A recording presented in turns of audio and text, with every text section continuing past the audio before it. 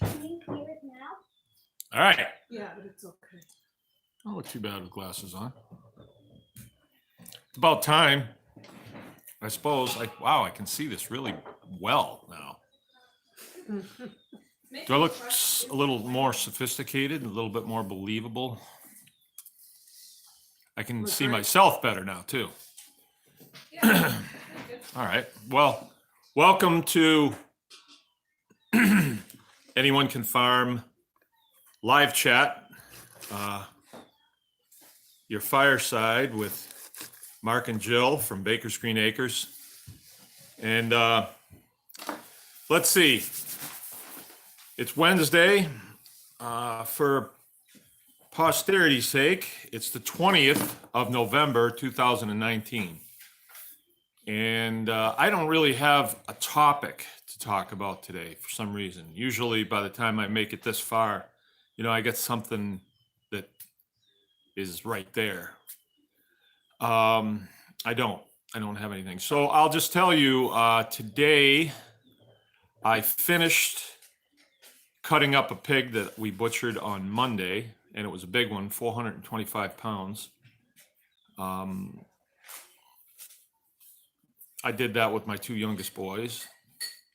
We did it kind of in the morning and got that pig quartered up and brought in. And then I started working on it last night, getting it cut up. And Jill was packing it. And then I finished it this morning. And what I've been doing lately is it seems like my days just go by so fast. So what I've been doing lately is I sort of make a mental list of what I want to get done.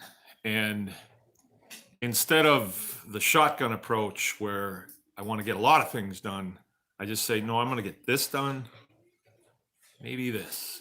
And then I set it so what I want to do least, I do first. And as soon as I get that done, then I can go on to what I want to do the most. So an example was I had this pig to finish cutting up today, and I had probably about 2 hours worth of work on it. Maybe. No, not that much. But when I went out immediately, well, I had to feed these animals, and I had to make sure there's water over here, and I had to, help with getting milking going and stuff. And we're in a reprieve right now. It's actually quite warm out. It's like, 30. And so I want to make sure that I take advantage of this time to get as much wood to the house as I can. And when we got snow and cold there, it kind of hit us. We didn't really see it coming because we weren't watching for it. It was, only November. So I'm just trying to get ready for winter, right? A lot of stuff that was outside get covered with snow. I hate that. I'm missing things and it's under the snow. So I just went out this morning. I did some cleaning up, got ready to cut some wood, move some wood, and then moved on to my pig cutting project.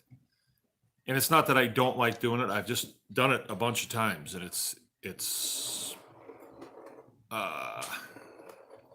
not terribly exciting because I've done it so much.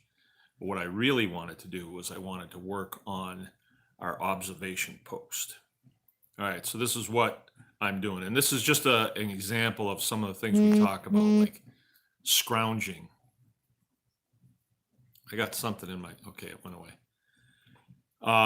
Here in Michigan, when people deer hunt, a lot of times they hunt out of blinds, all right? So they'll have a little house, looks like a little outhouse, and sometimes they have it on a tower, and they're in there and they can shoot out of that at deer. And I don't know how I feel about that, but for me to go deer hunting with my kids, it's not that much fun really, because you have to be quiet. And as soon as one of them sniffs, it's all over. But in a deer stand, you can make a little bit of noise, can't go crazy or anything. But so I decided I wanted to build one this year, and I wanted to make it nice. So for the next 10 or so years, we can go out, have a little picnic out there, and wait for deer to come in. And my younger kids are interested in deer hunting now because it's always the talk around this time of year. And so I was trying to think what I could use, and I had an old freezer laying around, an old walk-in freezer, and it was I think it was 6 by 8, but I took a couple of the panels out of it, so now it's just 6 by 6, and it's almost high enough that I can stand up in it, almost. And then I put it. It didn't quite clip together anymore, so we had to put it together and make a frame around it with 2x4s and some heavy screws to hold it together and everything. But I've got all that done. I've got the floor in. I've got the sides up. I'm ready to mount the door on it. I've got the windows in it. And that's what I really wanted to work on today. And I got a little bit further on it, and then it started getting dark on me, and it was dinner time. So I did get quite a bit done on that. And I also have a grain bin that had an 8-foot set of legs on it. And I'm going to put a platform on that and then put this freezer up on top of this. And I want to put this someplace where it's a beautiful place on the farm, like a high knob. I've got an idea about where I want to put it. And it won't be just for hunting. It'll be a quiet place that you can go if you want to sit and read a book in the wintertime, or in the wintertime it will be warm. We'll be able to burn some biochar in there to keep it warm. And then in the summertime, you can have the windows open with the screen shut, and you can go out there and observe wildlife, and I don't know, just hang around. It'd be a great place for the kids to fool around. It's big enough for the kids to sleep out in it. So that's what I was working on today, and I feel pretty lucky to be able to do that. And yeah, just kind of business as usual. Gonna have some 40-degree days here for a while, and then it's gonna start getting on towards winter, and try to get as much work done outside that I possibly can before it gets really cold. So, what about integrity with buying? Oh yeah, this did come up this week. And how did that come up? 33-cent turkeys. Oh yeah, integrity in buying. Jill said that this would be a good subject to talk about and just kind of lodge it in everybody's mind. We're part of a network of small farms around here, and I've told people a lot that, a nice facet to your operation is raise turkeys. It's really good because at Thanksgiving time, people really like the idea of a fresh killed farm raised turkey, and there's nothing like it. I mean, they're excellent compared to the ones that you get from the store, the cheap ones. Well, we were talking with somebody about this, and I explained, no, that's probably the biggest problem that small farmers are up against. They're up against industrial agriculture that produces a lot of cheap food. How they do it, I don't know if we're privy to everything that they're able to do there. I know there's a lot of subsidies that are given out by the federal government. I don't get any of them.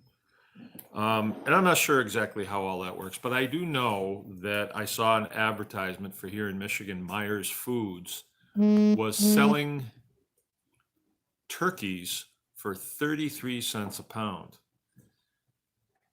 So what does that do to the small farmer? You can't raise it just a organic butterball for $2 yeah. a pound. You can't raise those animals that inexpensively. Just the chick is $6 or $7 or $8, depending on how many of them that you buy. So probably something that we should think about as small farmers and homesteaders is what we do with our dollars.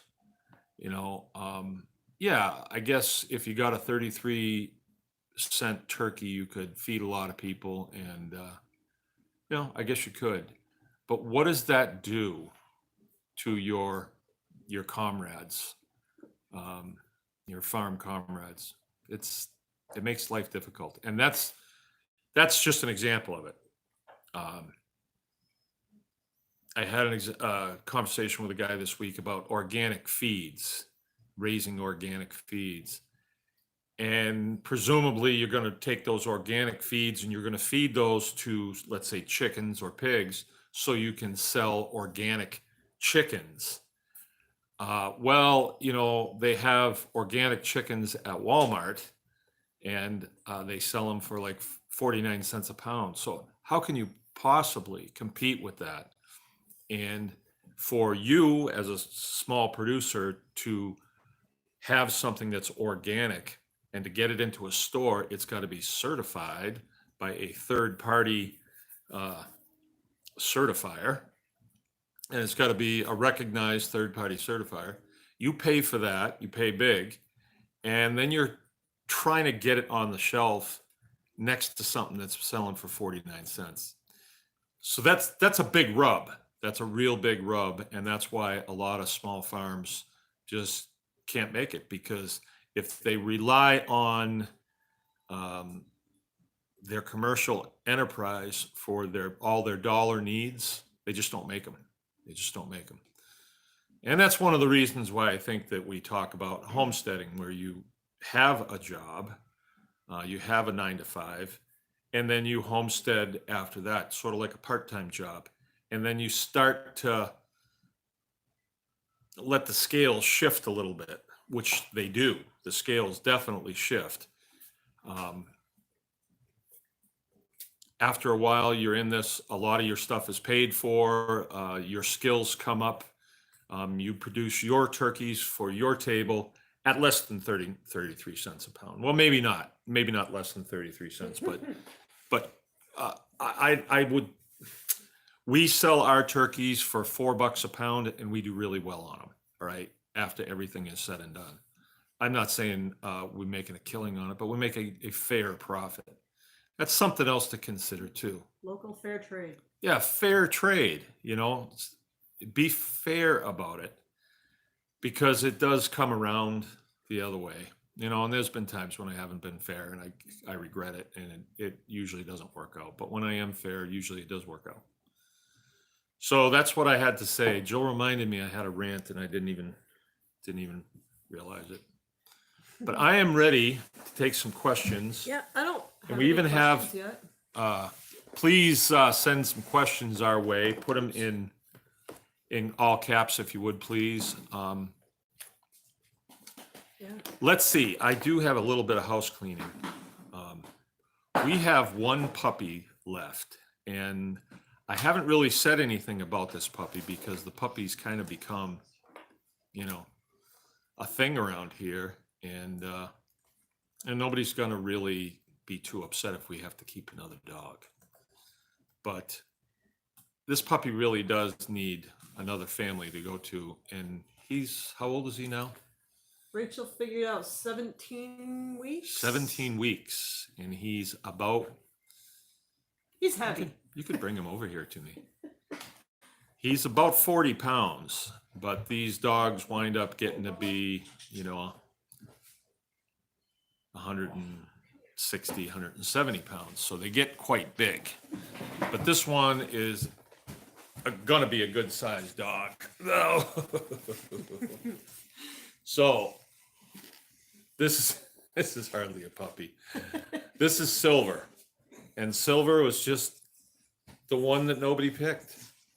For no reason, really. There's nothing wrong with him. He just didn't.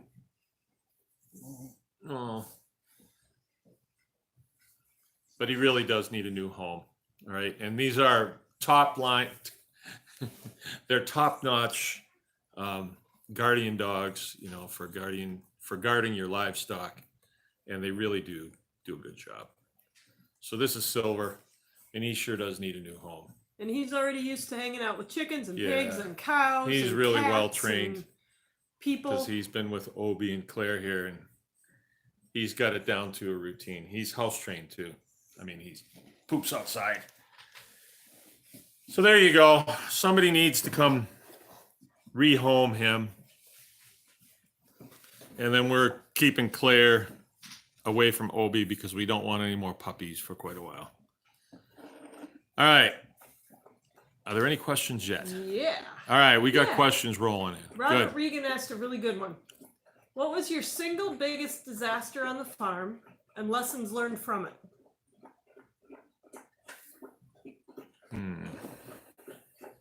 I've had some beauties, and I think you will too.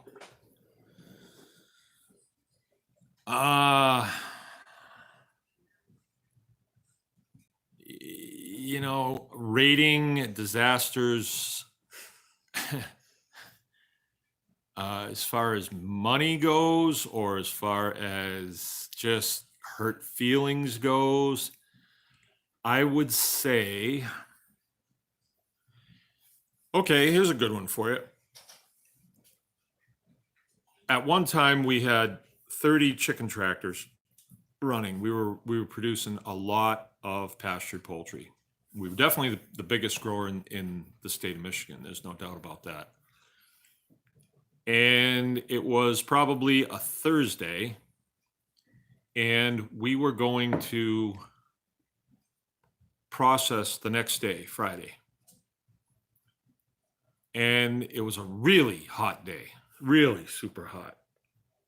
And some friends showed up unannounced from out of state, from Montana. They were here and they had car troubles and they showed up. And we figured, well, it's so darn hot out. Let's just go to the lake and go swimming. So we did. Went to the lake, went swimming. Got home that night, and normally what we do is we pick up chickens Thursday, and we pick them up at night after the sun goes down because they're easier to pick up. And we were going to be picking up, I think about 5 tractors worth. So it would have been in the neighborhood of 300 chickens that we were going to crate up, bring to the shop at night. And then the next morning we get up and we process all them.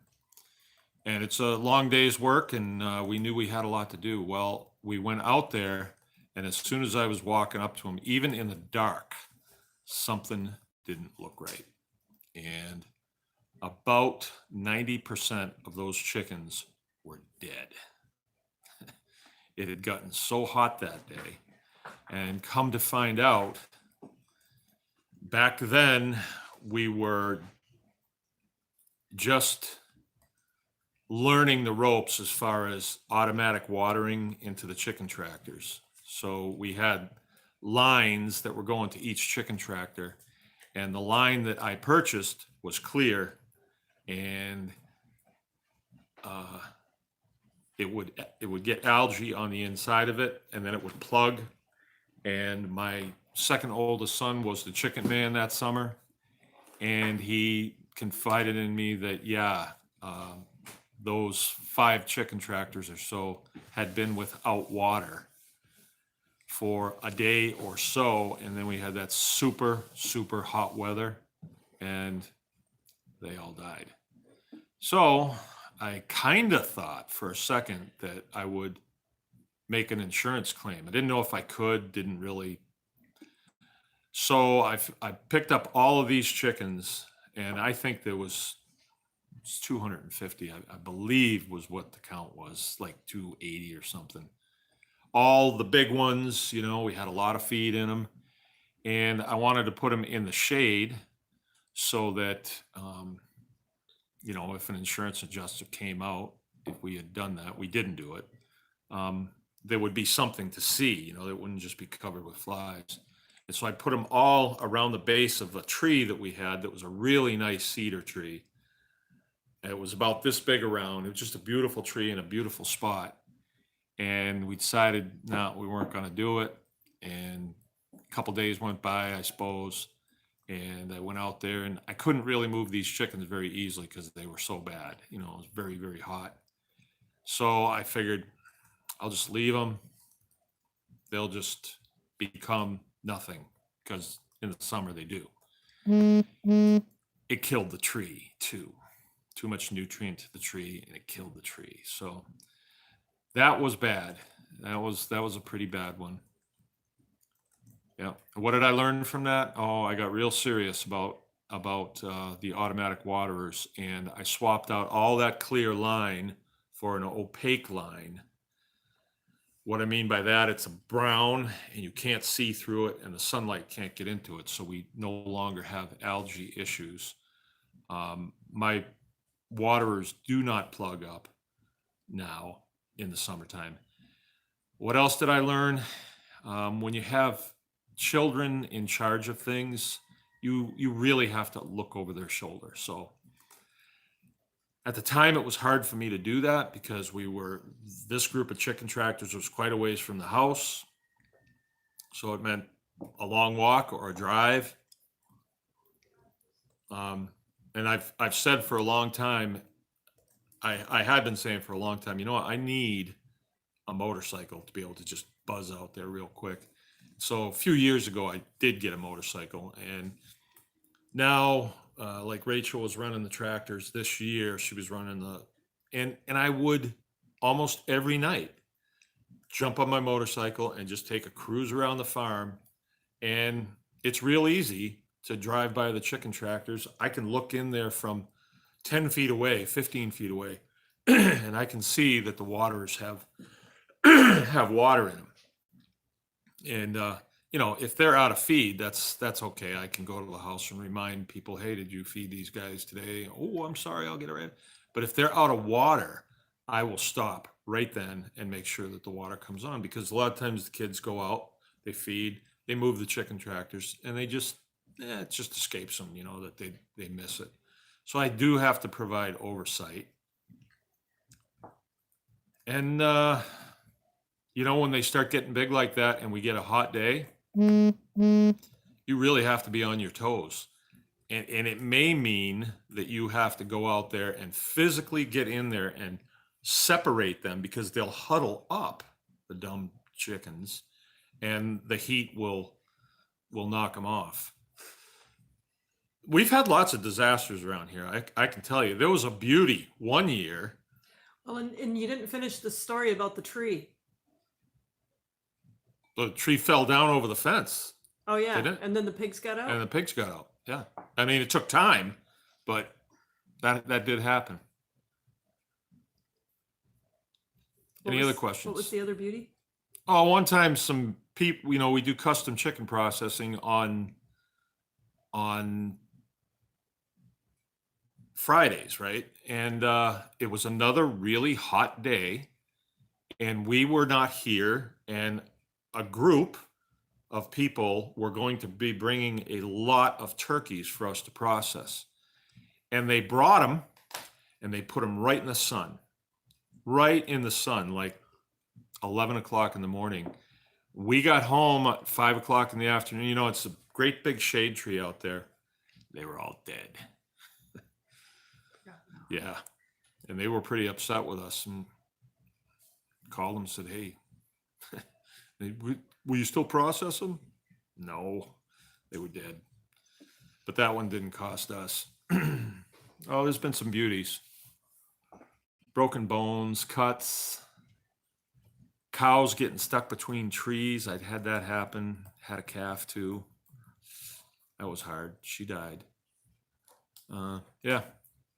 Lightning hit, or at least the guy that does the tires said that lightning had hit the tractor. I did not. I had no idea that it happened, and I was either on it, got home from something in the evening, and it was starting to rain, and the tractor that I had, or still have it, didn't have a cap over the exhaust. So I thought, I'm just going to go down there and get it and drive it up. I went out down there, and I was trying to unhook it, and it was not working real well, and I was getting drenched. And I said, God damn it. And when I said that, I thought, you know what? I could be standing in front of him in about 2 seconds. That just went through my mind. And I started driving up towards the house on this tractor, and all of a sudden I got drenched with all this fluid that smelled terrible. And I got off the tractor, and there was a big hole in the side of the tractor tire. And the fluid that came out was the stuff that they put in tractor tires to give them weight. I'm not sure what this was, but sometimes they use like beet juice. And so I just, oh, heck with it. I took my shirt off, I stuffed it in the exhaust pipe, and I walked to the house. The next day, I called the tire service, and they came out and put tires on it. And the guy's going out of the yard, and he says, so your tractor got hit by lightning, huh? I said, I don't think so. He said, that's what happened to that tire. Well, I was driving it, and I didn't know. I mean, I heard the lightning, I heard the thunder, but I had no idea that it had hit that it had hit the tractor. Don't know. What did I learn from that? Don't use bad language. Real quick, Joe Brown wanted to know, are we still doing online classes? Well, Funny you should mention funny you should mention that, because what this forum lacks is the ability for Joe Brown to be face to face with me. And we have the technology, right? So you could be in front of your computer talking to me real time, and we could have, let's say, a group of 6 people. And that's how we used to do it with the Homesteaders Guild. the what? Homesteaders Guild? With the Homesteaders Guild. But the people kind of lost interest in that because it was kind of a commitment. You know, it was 12 weeks, and I picked the topics, and then we expounded on those topics and tried to go a little deeper into things than just, you know, this forum here where you type in a question and I just blurt out an answer. And we were kicking around the idea today of doing a Zoom call that you could apply to participate in it, and there would be a fee associated with it. So you would let us know, I want to be on the Zoom call for, you know, November 28, whatever it is. And then Jill would send you the password. Then on that appointed day and time, there would be a group of us. So it would be sort of like sitting at the kitchen table here, and we could have a discussion. And let's say we allowed in 4 people plus me, let's say, and everybody chipped in. I don't know. We're still figuring it out. We're still trying to figure it out, because a Zoom call costs, and this would be more in line with a more intense consulting. So you could bring me your specific scenario that you're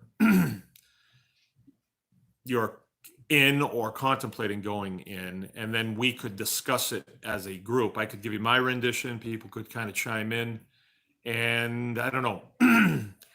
If we were to sit at this table for an hour and a half and there was 5 of us, a lot of things get discussed. And I'm just wondering, of the 17,000 people that are with us tonight, who would think that would be something that you would participate in? And give me some idea of, if you've ever seen anything like that, you know, what it would be worth to you to have online consulting like that. So in a group where you get the shared experience and the shared wisdom of everybody. Yeah. You get greater contact with Mark, so you can solve your problems better and more efficiently. You don't have to kill a bunch of chickens, kill your tree, and let all your pigs out, because he's already done it. Did it. You can benefit from his wisdom and experience, so that you are more efficient and productive in getting your farm going. You can save time, you save money. You do. You save a whole lot of things. Plus, you have a group around you that supports you and encourages you. Right. So on our website, it says that I do consulting, right? And I was a little hesitant with doing consulting.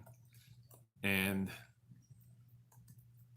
until I paid for consulting, then I was like, whoa, that was worth what I've just paid. That was well worth what I just paid. And you can find all these things out on your own, or you can skip to the front of the line and have somebody show you how to do these things. Somebody that has already got a feel for it, somebody that's already walked the tough road, can get you a lot further down that road than you may get on your own, and help you deal with some of the things that you're definitely going to encounter, some of the discouragement that you're definitely going to encounter. I get discouraged still, right? Yeah, once in a while. But at this point, I know it's going to pass, and I think a lot of times I've brought people back from the edge by just going through with them what their daily routine is like and how valuable that daily routine is to their life. I think American society has us believing that money equals happiness. Well, in this business that I've been in and the success that I've had and some of the consulting that I've done, I've actually been very close to some very wealthy people. And I can tell you that more times, excess funds like that, excess money, people that are super rich, have way bigger problems than you do if you're a simple man. And I would recommend, no joke, I would recommend that at the beginning of your workday, you tune in Leonard Skinnard, Simple Man, and listen to it. Listen to the words and let them flow through you. Because when everything's said and done, you can't take it with you, but you can have great life experiences, great relationships. See, in a lot of ways, I regret that we're consulting like this, where I'm looking at myself and all I get is a sentence that Joel reads. I really wish people were right here at the table. And I remember when I first started getting into this video consulting, I thought, it's not gonna work. But it's actually a lot better, because let's say that, okay, you pay me for consulting and it's out at your farm and you live in Ontario. Well, by the time I get there, right, I've been on an airplane, I've been through airports, I've been frisked by TSA agents. I'm not in a mood to really convey love and affection to you and your farm. Maybe not. But when I come in from doing my thing and I sit down like this in my house with my wife right here, cup of Java right here, or tea, I can convey all the love and beauty that I've just been involved with out there in my little Garden of Eden. So this actually works really well, and I think it would be, we should run like a pilot program and just see.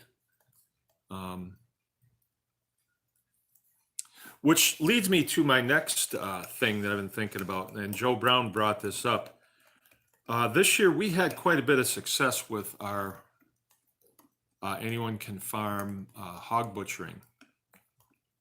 And the level of interest in it was the most that I've seen since we first got into the Mangalitsa pig. When we first got into it and were just brought to the United States, everybody wanted to know everything they could know about the Mangalitsa, and there was a lot of hog butchering going on and a lot of instruction going on. And then for many reasons, not sure what the biggest one is, it just died out. And a lot of the pigs got dispersed across the United States. So there's a lot of Mangalitsa pigs in the United States right now, and they're just a smattering, 2s and 3s and 5s and 10s, but there's a lot of them. And now people are, they're kind of through that phase where people were spending $3,000 per breeding animal, or $3,000 a pair, or $5,000 a pair, big money. But with the thought that it's a silver bullet and it's just going to make their farm a success. There really is never a silver bullet. Farming is a conglomeration of parts, know-how, good weather or bad weather. I wouldn't say luck. I don't know if there is such a thing as luck. I don't know if there's such a thing as coincidence either. But tenacity, skill, good parts, and you can put something really nice together, and then all of a sudden, you start seeing a gain. You start seeing a gain over here, and a gain over here, and a gain over here.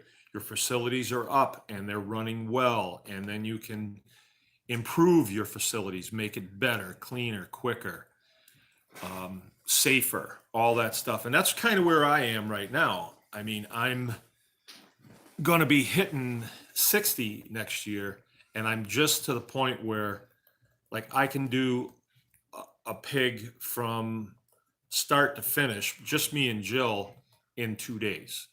Not 2 full days, like a half a day, and then the pig cools that night, and then the next day we knock it out and it's gone. And that's a good jag of work for 2 people to do, but it also produces very well. I mean, the trade value on that is really quite high.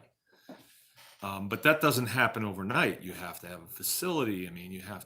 We do talk about the minimums, but if you're doing that minimum type stuff all the time, it gets tedious, it gets cold, and you're not as strong as you were, or you're sore the next day. So as time goes by, there's more gain because there's better facilities, and you're smarter about how you do things and all that stuff. And you pick and choose what you're going to do. I'm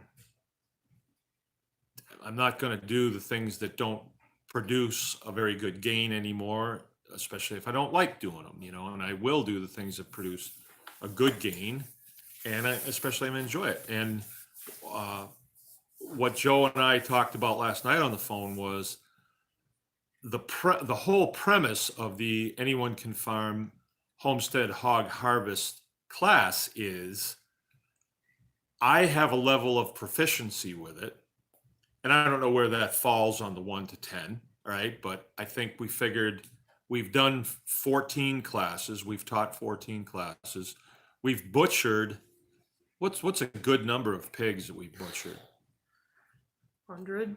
I don't know. If you count the ones that we used 100. to do, we've done probably closer to 300. Okay, I would say 300. So we've done a lot of butchering of pigs. So we're somewhere in there, probably above 5, not 9 or anything, but we have a level of proficiency, and we actually have a level of proficiency of being able to teach that. And the idea is that we want to train our replacements, and we don't want to just train one replacement. I want a replacement in Arizona. I want a replacement in Maine. I want one in Colorado. I want one in Botswana. I want replacements all over the place, and so that you can pass it on and you can move on to the next thing. So I wouldn't say that I've run the course in farming, but I did commercial farming. I did that for a long time and know what that's about. Not everything, but I got a good taste for it. Now I'm doing homesteading. And now I'm moving further into the training aspect of it. Maybe we'll have to leave this behind someday so we can take our Winnebago and go all over the country and train, you know, the things that we know. I don't have a Winnebago, by the way, but I think it'd be fun to have something like that to do trainings and stuff like that. But then train people to do training so that when we have to leave that behind to go to the next thing, who knows what that might be, the rocking chair, who knows? So we constantly want to be training our replacements. That's just a military principle. And Joe and I were talking about that last night, and I'm actually going to Joe's going to come out here for a training, and then we're going to go to Maine and do one there for his people. And we can talk about that another time for people who are interested. I'd prefer it be people that have already taken the class here, so they have some idea of what's needed for the class and the flow of the whole thing. It doesn't have to be that way, but it would be better that way. But we can talk about that another time. Maybe we can have a Zoom call on people who are interested, and possibly by next year we'll start building a schedule. It's always a Friday, Saturday, and Sunday because it's a 3-day class. And maybe we could do five of them in a year. We already have one in the UP that we're committed to. We have one here. Looks like I'm going to be doing one in Maine next year. So let's see. Maybe other folks on here are interested in that. Are there any more questions? I'm blabbing. You are. Yeah. Decaf.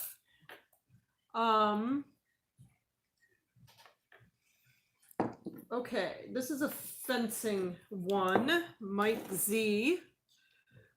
Mike Z? Yep. He was wondering about the type and amp of solar charger that you use and the gauge of wire that you use for pigs. Huh. Well, I always use 14 gauge. It's the heavier of the two. Usually at any of the farm supply, they have 2 gauges of wire. One's really thin. I don't really like that. And then there's the thicker one. It's about, well, it's 14 gauge. I'd say it's probably a 1/16 of an inch in diameter. And it's good stuff to have around. You can use it for a lot of other things. As far as how many amps, what you want to do is you want to get the most expensive fencer that you can afford. So if you can scrape together $250, then you buy a solar fencer that's $250, because it might sound a little rudimentary, but they're all priced according to how much punch they pack. All right, that's basically what it comes down to. Solar is going to be more than, say, a plug-in, a 110, and it will be more than a battery. A good option is a battery charger, and you pay less for those, but then you have to have a car battery to take out there and put on it. But they're vicious, man. If you get zapped by one, you'll never forget it. So a lot of times they rate them in how much fence you're gonna charge. So they'll say like a 30-mile fence. And here I am on 80 acres. I'd have to go around the thing, several times to get 30 miles. But I don't go by that anymore, because I did for a while, and there was one that I was using for a while. It was a 5-mile fencer. Well, the pigs figured out after a while that, yeah, it does shock, but it's not that bad.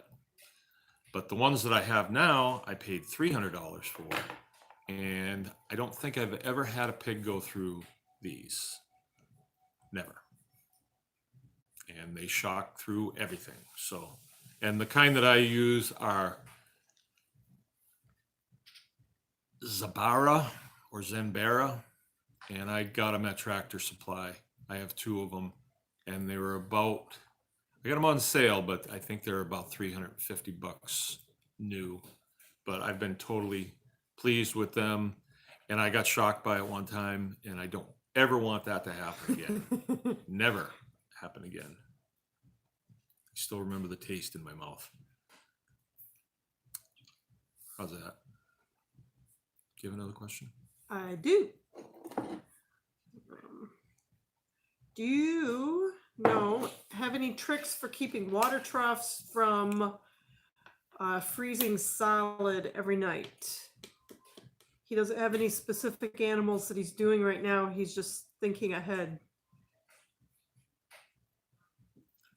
Well, here's what I do for my cows. All right. I use the UBC totes. I think that's what they call them. They're those white totes that have a cage around them, and then I cut them off close to the top.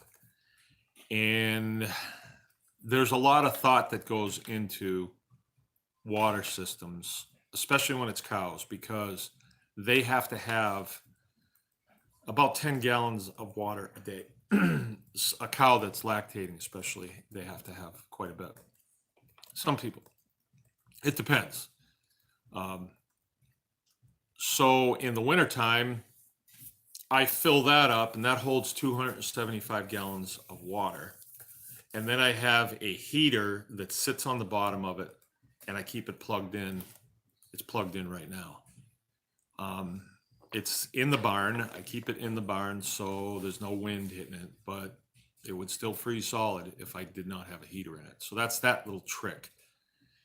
And the reason I have so much capacity, even if I'm only watering, even if I only had one cow, I would still have that amount of capacity, because if we have a bad storm in the wintertime and it takes all the power out and I'm without power for a day, let's say, or let's say I was going to be without power for 10 days, I'd still have that water there, 275 gallons of water, that it would give me a cushion, you know. Now, am I going to be without power? No, because I'm a Boy Scout. So I have, let's see, 1, 2, 3 generators.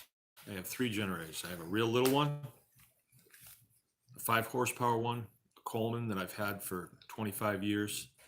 I have a Lincoln 275 amp portable welder that will double as a generator. And then I have a Kubota, I forget how many amps it is, but it's a big one. It's a big one. It's a 2-cylinder diesel. And that makes a lot of power. I can run the whole farm with that. So yeah, I'm not, you know, if the tree goes over the power lines, which happens pretty routinely, I just going to go out there and throw a switch and start my generator up, and we're good to go. So when it comes to water, you want to have a backup. You want to have a capacity. Now, keeping your water from freezing. And he's off grid. And you're off grid. He has solar power and generators.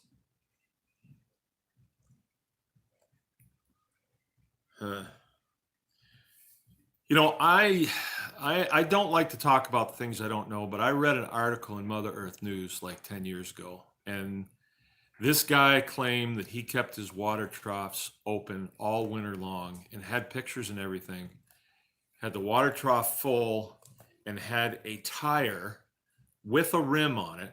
Seemed like it was off a smaller car in there. And the cows would push down on that and they'd keep it moving around. And then this solar gain. And I remember he was in Wisconsin.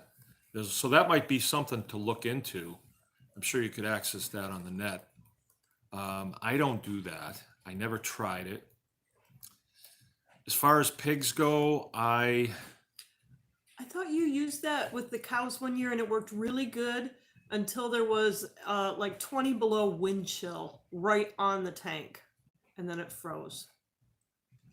Long ago when we were first here and had cows. I don't remember it. Yeah. Well, either way. Yeah, I don't remember that.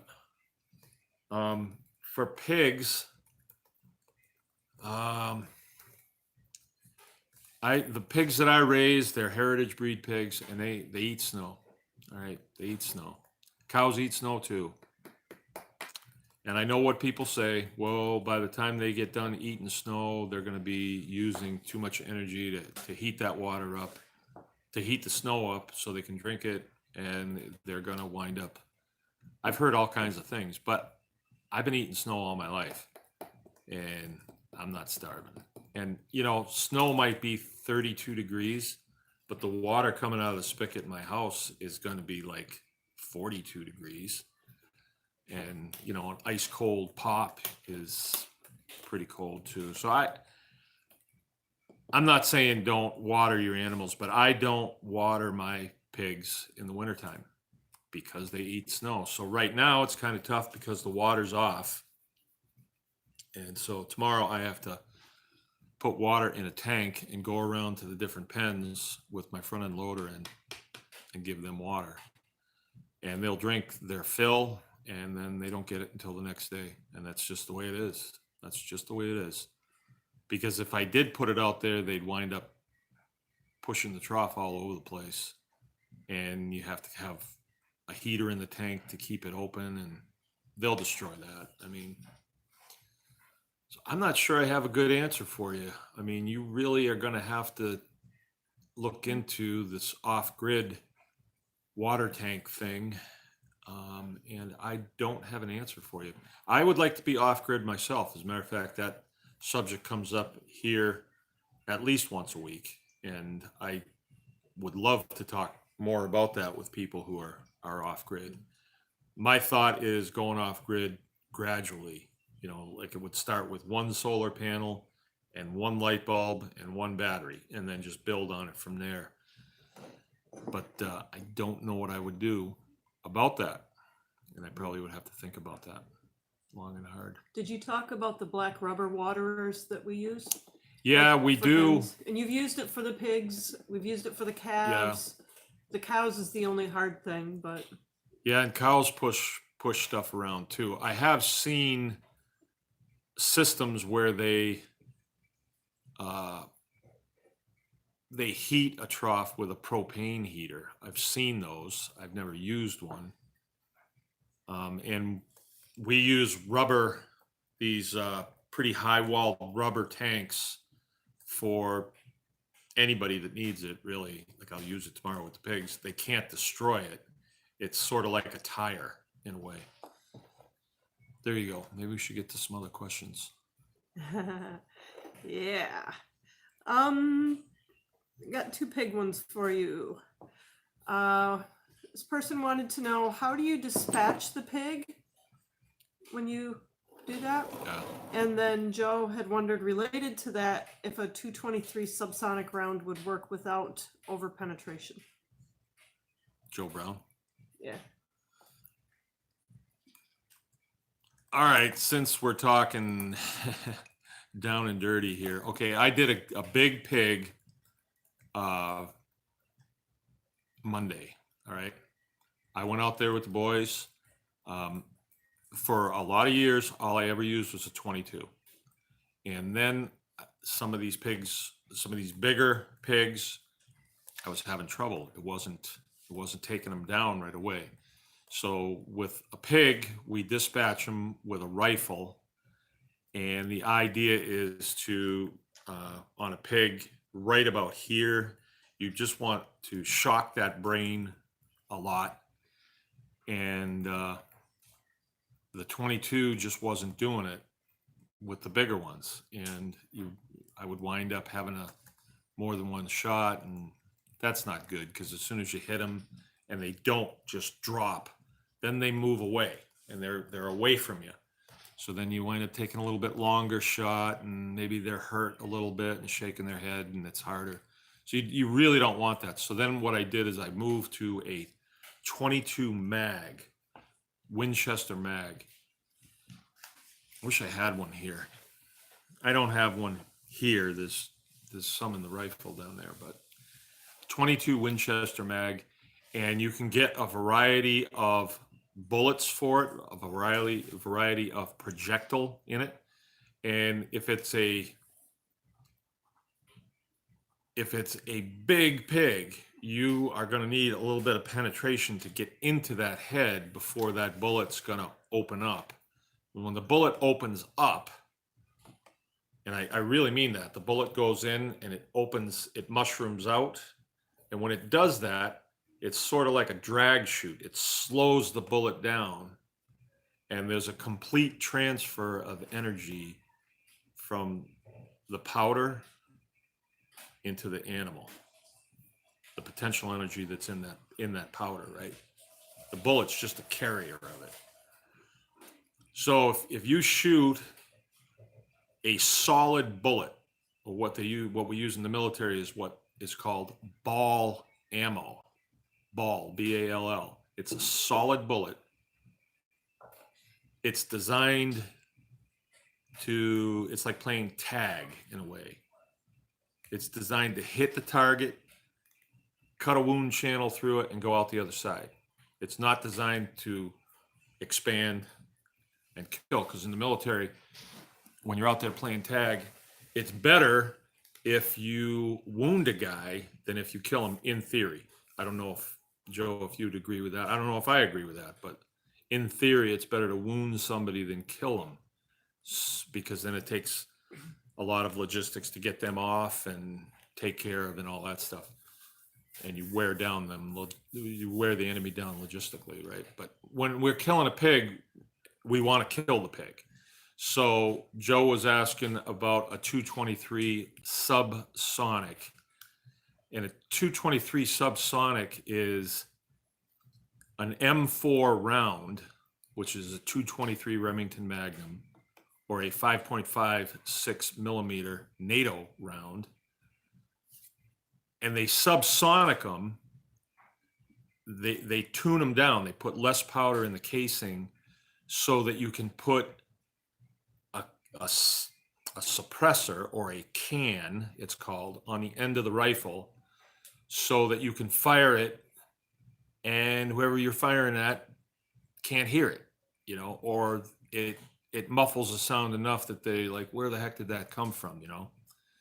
That's the idea of a subsonic round. The problem with that is you're going to have a lot less horsepower going out there far, but if you're shooting a pig with it, you're up close. But it's still going to be overpowered, because if the bullet is a solid bullet and it goes right through them, then it's going to do a lot of damage as it goes through.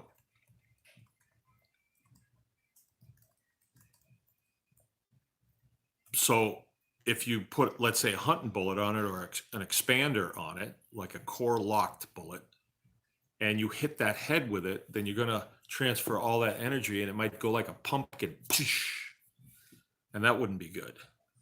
So it's kind of a fine line. I have some cows that I have to do this weekend.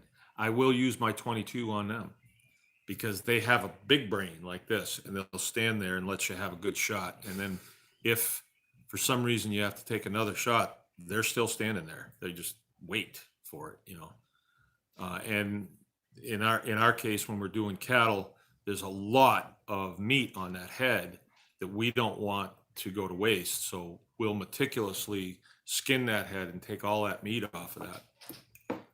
So that's what I use. I use a 22 MWR Winchester Magnum, it's called. It's a little bit longer case, a little bit more expensive, a lot more horsepower. They're still quiet enough that you don't have to, doesn't blow your ears out. And no, I don't think a 223 subsonic would be, I mean, it'd be better than a 223 regular round, and you could try it. And if you don't have anything else, then that's what you'll use. But it wouldn't be my first choice. In all the time that I've been doing this, my first choice now is a 22 mag. 22 mag. Yeah. Is there another big question? He was just thinking he might build a pig gun at style. I'm not sure quite what he meant there.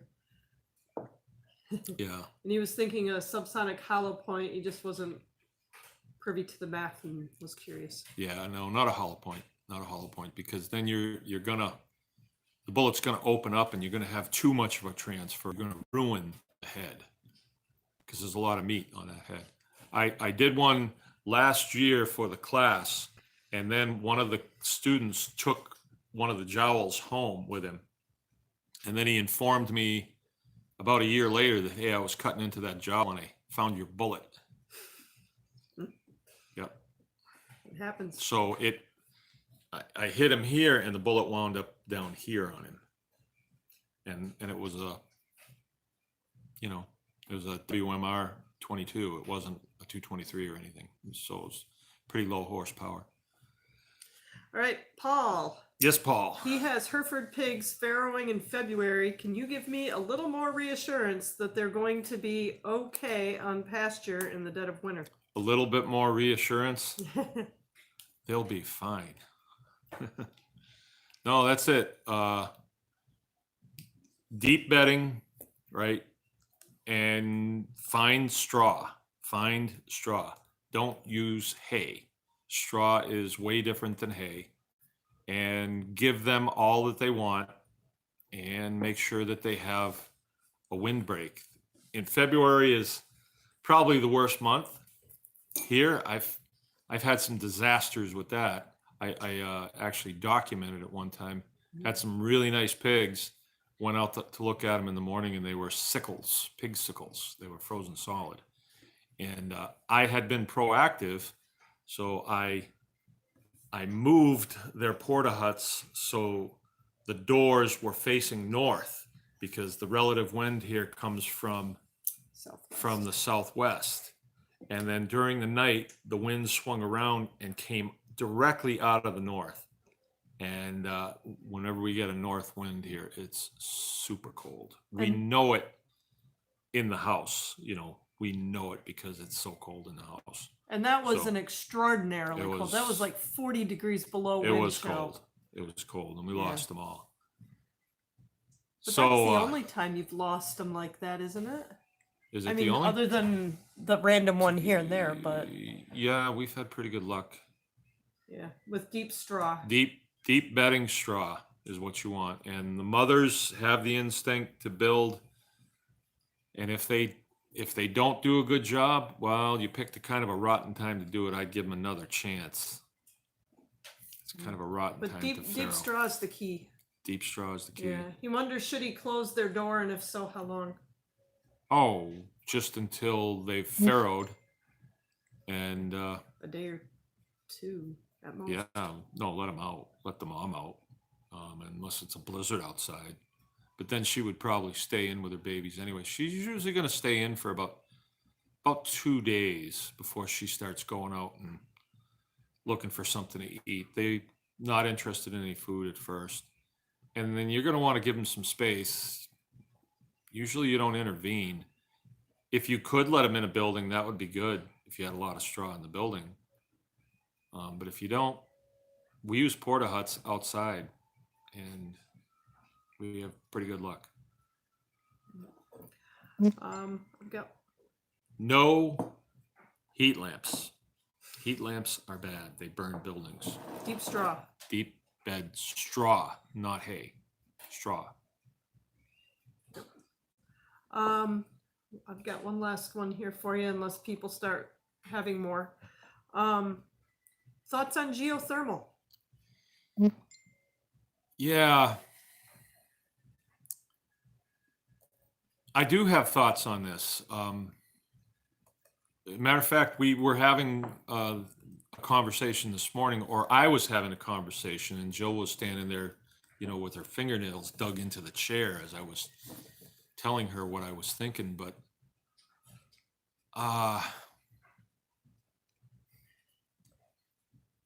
if you look at, well, I'll just talk about the way it is here. We have to deal with a power company, right? And we need electricity. It's not like we want it. It's not a luxury item. We really need it. And there is only one company. And so they send us a bill every month. They tell us what we're going to pay for per kilowatt hour. We don't get to negotiate it at all. And then if we don't pay, they turn it off. So then you kind of look at their equipment. You know, if there's a problem, I've seen this before. I mean, they'll have 3 guys in a truck. They have all nice, clean clothes on, shiny helmets and everything. And they'll pull up with a truck that's probably worth $100,000 or more, that's shiny and new, beautiful equipment on it. And there'll be 3 guys, and all 3 of them will get out and say, yeah, somebody's going to have to cut that limb off of there. Not us, though. We'll call a contractor. And then they'll wait around forever, have a coffee break. You know, there's no urgency. And it's because of the way the companies operate, right? So we don't have a choice, really. We can't go to a different power company. We're kind of stuck with that one. And so we have to figure out an alternative. And that's where we have to get kind of creative. So like for me, I have electric water heaters here, and I'm getting tired of electric bills, right? And my water heaters are filling up. You know, the one in the basement is 75 gallons. The one out in the butcher shop is 15 gallons, and they're full of hot water right now. And here I am drinking tea. I don't need hot water right now. Will when I shower, but so I said, hey, we're going to get one of these on-demand deals. I used those things in Japan 30 years ago when I was stationed there. And why don't we have them here in the States?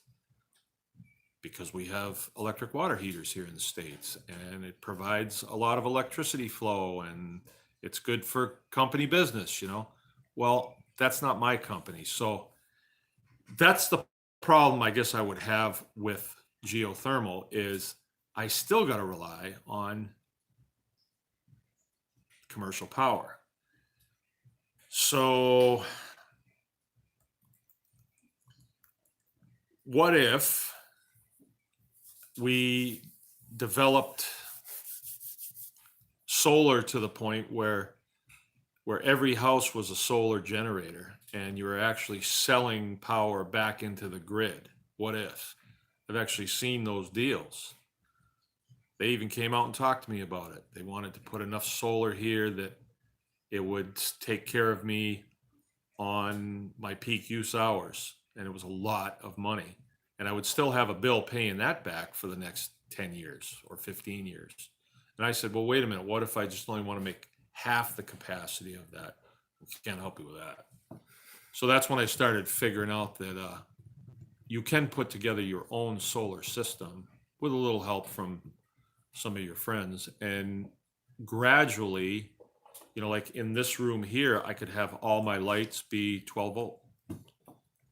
And gradually, you know, instead of using the dryer, using a line, right, which we do anyway, and just wean ourselves off of electricity all the time. It's so easy, you know. Oh, leave the freezer on, leave the cooler on. You know, it's so easy to run that bill up, and they kind of depend on you doing that. So geothermal, I know people that are using it and they seem to like it okay, but they still have an electric bill that's pretty heavy duty. So when I put geothermal up against a wood stove, it's not even close. But my lifestyle permits me to burn wood, and that's the primary in this home. Secondary would be, you know, a propane furnace, which we don't have, but someday we would like to, and I'd like to swap out everything for propane now. So that's my thoughts on that. I'm not really thrilled with it. I think the concept is good, and I think there's probably ways that you can take pieces of that technology and and make good on it. But see, this would be a good time when, if we were on a Zoom call, then we could get your take on it. And the other people on the call could kind of assess whether or not it's good. It doesn't seem to really have taken off here in Michigan. Not that I can see. Well, maybe people figured out they wanted to charge them their peak bill all year round in order to get, solar that would make them feel good. Well, we were talking about geothermal. I know. Yeah, geothermal hasn't. Okay. Yeah. I lost power. Oh, Jill lost power on her laptop. Ran out of battery. So I'll be a minute here. All right, so I can't see any questions. I could have there for a second, but they come up on my screen and then they fade away. So Jill's getting her screen up. So can you think of any questions? Yeah, Paul. So he should just give them a round bale and just let her do the bedding. Well, I wouldn't give her the whole round bale because that's a lot. Well, depending on how many, because you usually just put it out there Yeah, and then they build their nest and the rest of them bed in it. Yeah. Well, I have Porta Huts. They're not Porta Huts. Porta Hut is a company out of Wisconsin. It's Port-O Hut. And I did not get Porta Huts. I got huts from Farm Tech. And the ones I got were, the last time we looked at them, they were like $450. When I bought them first, they were like $205, but that's going back 15 years. But now you can't tell the ones that I bought 5 and then I bought 5 10 years later, or 5 years later. You can't tell the difference between them because they're extremely tough. These are the white ones, and they have a steel superstructure inside of them. And then we bolt a 2x12 on the front of it at ground level, so the baby pigs cannot get over it, and it keeps the whole hut from spreading. And I will arrange those. I've got videos on this, Paul, and I will arrange those out there in sort of a circle, so they're all kind of facing the middle, and then put a round bale in the middle of it. The problem that you have is they'll freeze to the ground. So as soon as the sows start loading them up with straw, you can't move them. You cannot move them. And as soon as they're frozen, that's it till spring. I've tried to bust them loose with a front end loader, and it just doesn't work. I've damaged them pretty good. So that's the problem there. And if they're clocked incorrectly, I mean, like if they're facing into the wind, that's a bad deal. So I have had to go out there with vehicles and park them in the way to make a windbreak. Not very much. I mean, there's been lots and lots of farrowings happen here where I go out there in the morning and, we got some babies, and I never do anything. And after 3-4 days, you could have the worst weather you can imagine. The hut can fill up with snow. It doesn't matter. They're going to be fine. Of course, I have Mangalitsa pigs, and they are the best pigs. If you're going to do a homestead, I would say you definitely want to stay with any of the heritage breeds.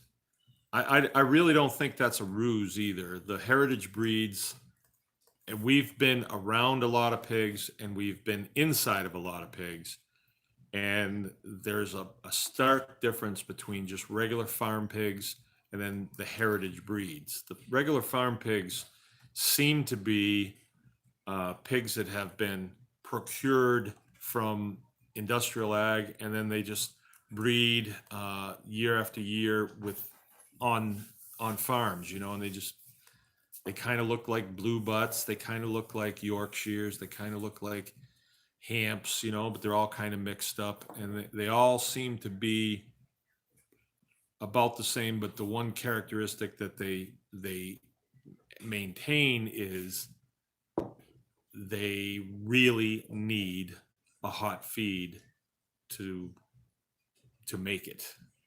Where the heritage breeds, I've got Mangalitsa, and I had a large black here for a while. They eat anything, and they are instinctively good mothers. And then when you get them open, it's not even close. On a farm pig, you'll have this much fat on the back. And, at the youth show, they think, well, that's good because you don't want a big fat pig. Well, in the chef world, about that much fat on the back is what you want because they're utilizing that fat in all aspects of cooking. I saw a thing on Facebook today. One of my friends was posting pictures of some lard that she'd made, and somebody asked her, what do you do with so much fat? And she just kind of like went off like, well, let me tell you. And there was a long list of things that you can do with the fat. I mean,